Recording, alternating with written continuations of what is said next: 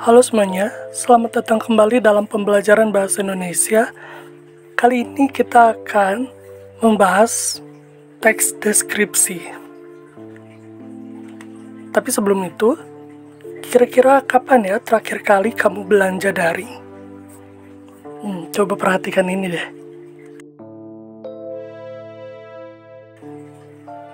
Nah, ini pasti salah satu tempat di mana kamu dapat dengan bebasnya mencari barang dan berbelanja secara daring.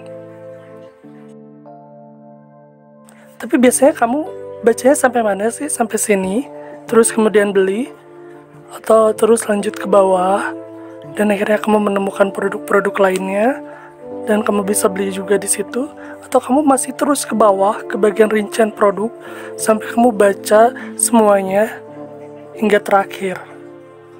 Nih di sini ada ya penjelasan mengenai materinya, bisa kamu baca sampai terakhir. Jadi biasanya kamu baca sampai mana nih sebelum akhirnya membeli? Beda-beda ya tiap orang ya. Tapi coba kita lanjut lagi ya. Nah, jadi deskripsi itu apa sih? Kan kalau teks kan udah kenal ya, teks itu tulisan atau bentuk-bentuk naskah gitu yang mungkin kamu bakal lihat nantinya. Nah, kira-kira kalau deskripsi ini apa sih? Coba kita lihat ya, biar ikan yang menunjukkan kita. Ini adalah tangkapan layar dari sebuah aplikasi, jadi kalian bisa cari aplikasinya. Judulnya KBBI, nanti kalian bisa coba buka ya, cari. Tidak terlalu besar kok ukurannya kalau tidak salah. Nah, jadi deskripsi ini artinya adalah pemaparan atau penggambaran dengan kata-kata secara jelas dan terperinci. Atau kata lainnya itu biasa disebut uraian ya. Dan bentuk bakunya pakai E ya, bukan pakai I. Jadi deskripsi, cara bacanya gitu biar nggak keserimpet. Nah, coba kita lanjut. Jadi teks deskripsi adalah teks yang berisi tanggapan deskriptif dan personal terhadap objek. Teks deskripsi menggambarkan dengan kata-kata secara jelas dan terperinci dari sudut pandang subjektif penulisnya. Hal-hal yang dideskripsikan dipilih dari sudut pandang penulis itu sendiri.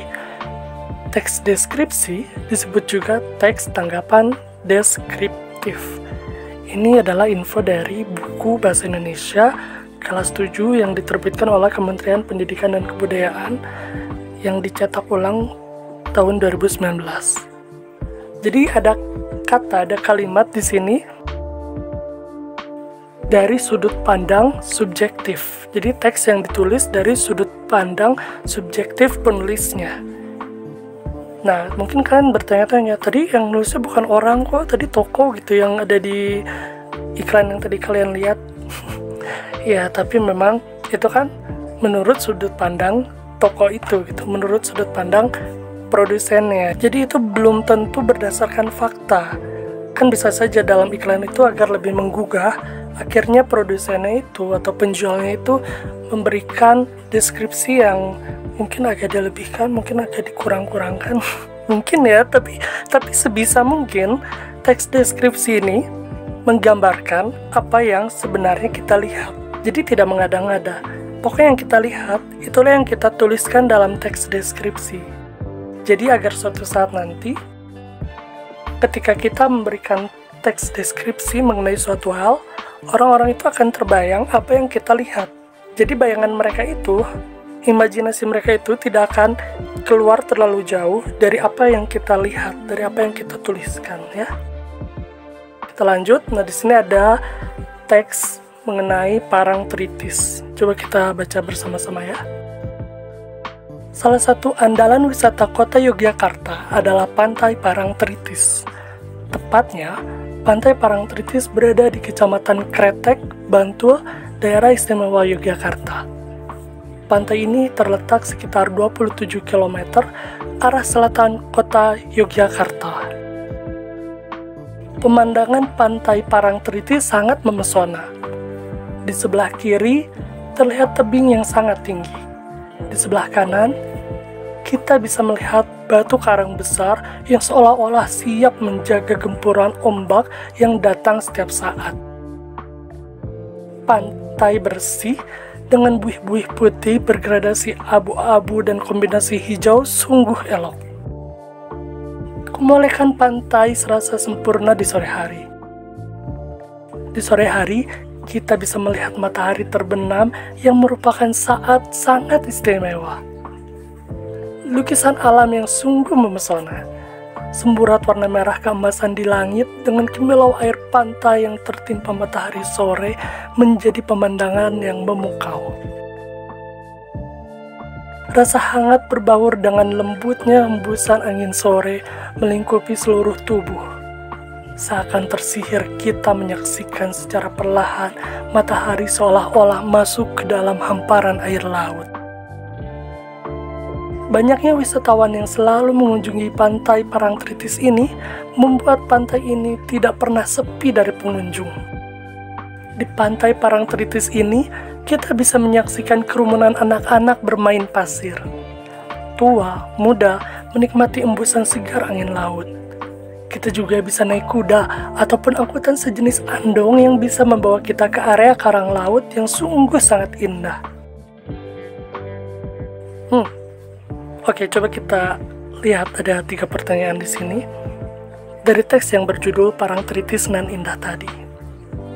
Yang pertama, apa objek yang dideskripsikan? Lalu apa tujuan penulis menulis teks tersebut? Dan apa saja hal-hal yang dibahas dalam teks tersebut? Kira-kira jawabannya apa ya untuk yang pertama? Betul sekali. Jawabannya Pantai Parangtritis. Jadi objek yang dideskripsikan itu adalah Pantai Parangtritis. Yang dijelaskan itu Pantai Parangtritis. Lalu, apa tujuannya? Yaitu untuk menggambarkan keindahan Pantai Parangtritis. Tadi kita mendengar banyak kata-kata yang indah ya. Jadi memang itu untuk mendukung apa yang penulis lihat pada saat itu. Lalu, apa saja hal yang dibahas dalam teks tersebut? Nah, coba kita lihat ada apa saja. Ada keindahan fisik pantainya, ada keindahan sore harinya ya, juga suasana kegiatan orang di pantai. Jadi ini lebih spesifik lagi. Kalau yang pertama tadi, apa objek yang dideskripsikan itu mencakup keseluruhannya, Pantai Parangtritis. Nah, di pertanyaan yang ketiga ini, kita jelaskan hal-hal yang lebih spesifiknya. Jadi tidak kemana-mana pembahasannya. Coba lanjut lagi ya.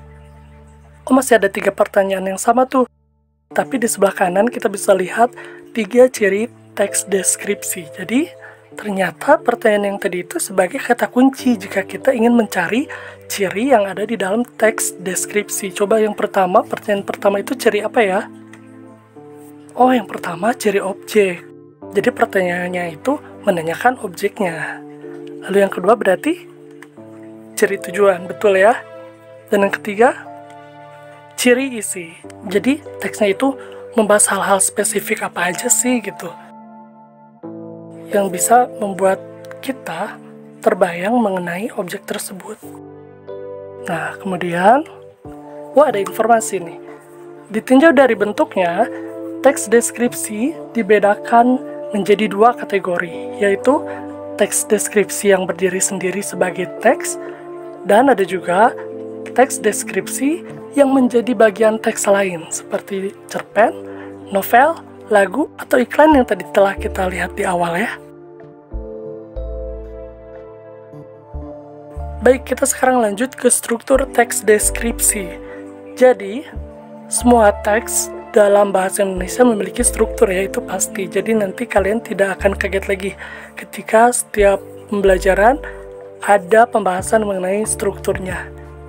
Nah, yang pertama, teks deskripsi ini memiliki identifikasi, lalu bagian berikutnya ada deskripsi bagian, dan yang terakhir ada simpulan atau kesan. Tapi, tidak semua teks deskripsi memiliki simpulan atau kesan ya. Ada juga loh teks deskripsi yang selesai hanya di bagian deskripsi bagian. Ini nanti bisa kalian baca lagi ya. Nah, kalau begitu, coba kita lihat ya, dalam teks Parangtritis nan indah ini, ada bagian apa saja sih?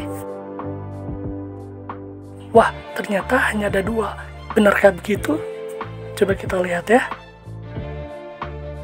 Paragraf pertama, disebutkan bahwa teks ini adalah teks identifikasi. yang berisi nama objek dan lokasi. Betul ya? Di sini disebutkan nama objeknya adalah Parangtritis dan lokasinya ada di sekitar 27 km arah selatan Yogyakarta.